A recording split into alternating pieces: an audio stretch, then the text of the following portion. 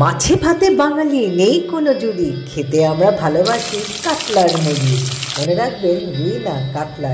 রুইতে মাছটা হয়তো বেশি থাকে, কিন্তু কাতলাতে মাছের তেল বেশি থাকে এবং টেস্টও অনেক বেটার। মাছের মুড়ি ঘন্ট করতে লাগছে আপনার আলু, পেঁয়াজ, রসুন, আদা, চাল, মাছ ভাজা, ঘি, গরম মশলা, তেজপাতা, নুন, হলুদ, শুকনো লঙ্কার গুঁড়ো স্বাদ অনুযায়ী, তার সাথে কাঁচা লঙ্কা। আমার শাশুড়ি মা বলতেন, অনিতা, মুড়ি ঘন্ট যেন রিচ না হয়। একই মুড়ি ঘন্ট, সেটা আবার রিচ হবে না। কিন্তু বয়সের সাথে সাথে এখন অনেক কম মশলা দিয়ে রান্না করি, সেটাই আজকে শেয়ার করছি আপনাদের সাথে।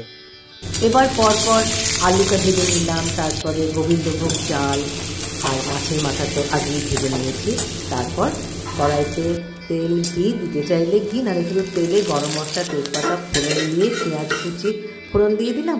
পেঁয়াজটা ভাজা ভাজাই হতে একটু পর্যাপ্ত পরিমাণে পেঁয়াজ বাটা, আদা বাটা, সামান্য রসুন, হলুদ, শুকনো লঙ্কার গুঁড়ো, নুন দিয়ে মাথাগুলো দিয়ে নেড়ে টেড়ে আদা পেঁয়াজ রসুন বাটাটা খুব ভালো করে কষানো হয়ে গেলেই তারপরে টমেটো দেবো। টমেটোটা ভালো করে কষা হয়ে গেলেই তারপরে আলু আর গোবিন্দভোগ ভাজা চালটা দেবো।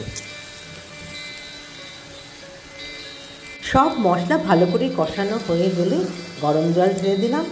ব্যাস, আর 5 মিনিট। এবার সমস্ত ভালো করে কড়াইটা নেড়ে টেড়ে সমস্ত মশলা নেড়ে সমস্তটা প্রেশার কুকারে দিয়ে দিলাম। ব্যাস 5 মিনিট, শুধু প্রয়োজন একটা হুইসেল। ব্যাস। আমি কিন্তু চিনি দিইনি, কিন্তু পেঁয়াজের মিষ্টিতেই মিষ্টি হয়েছিল। সামান্য একটু ঝোল রাখবেন, কারণ পরে চাল আলু সমস্ত জল টেনে নেবে। এবার ঘি, গরম মশলা দিয়ে ফিনিশ। গরম ভাতের সাথে যা লাগে না, দুর্দান্ত।